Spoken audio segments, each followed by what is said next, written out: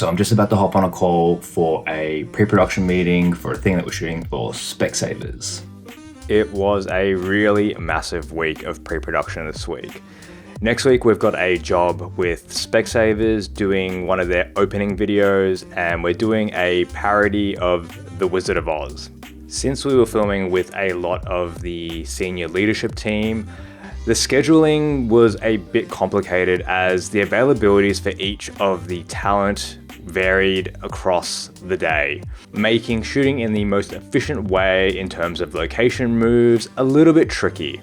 Matt, Chase and I spent a great deal of time putting together a shot list to use to build out this schedule for filming on the day, so we could determine if we could make any more efficiencies with our shooting schedule, or if there were any places that might stitch us up on the day of the shoot.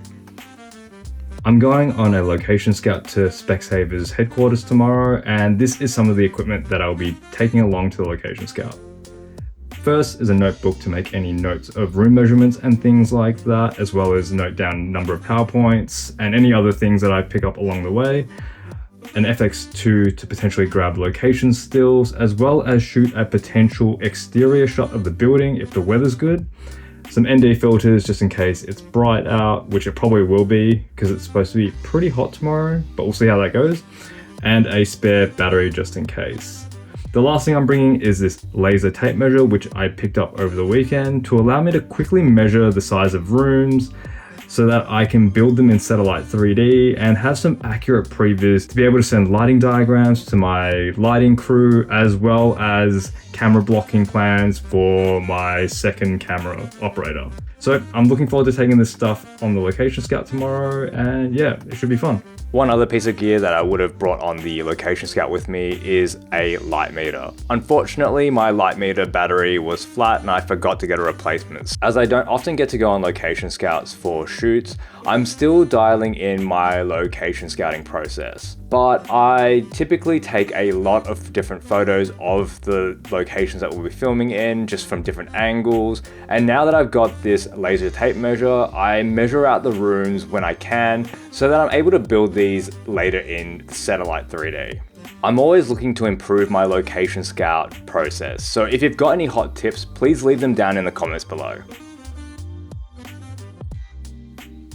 There were 7 different locations throughout the head office that we'd be filming in, so I tried to get photos of every location that we'd be in, and I managed to get to all of them except one, which was a last-minute location change.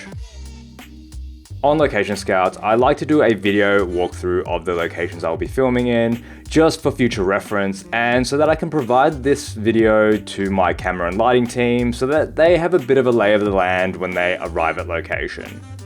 Having the video walkthrough allows me to look back at the location after I've been there, just in case I need to double check anything in terms of lighting and camera blocking. Before leaving Specsavers, I grabbed a quick shot of the exterior of the building. It was great to take the FX2 out on its maiden voyage on a very low impact shoot. I'm looking forward to using this camera more in the future, so stay on the lookout for more content shot with this camera.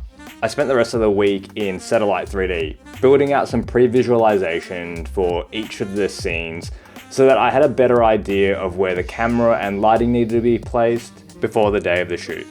Satellite 3D is great because it also allows you to render out camera blocking and lighting diagrams, which I could then pass on to my camera and lighting crew so that we could all be on the same page on the day of the shoot. And if there were any questions or concerns in regards to camera and lighting placement, we could figure that out before we got to location, saving us a lot of time and headaches. If you want to see a breakdown of this particular shoot, let me know down in the comments below. Thanks for watching this video, and I'll see you in the next one.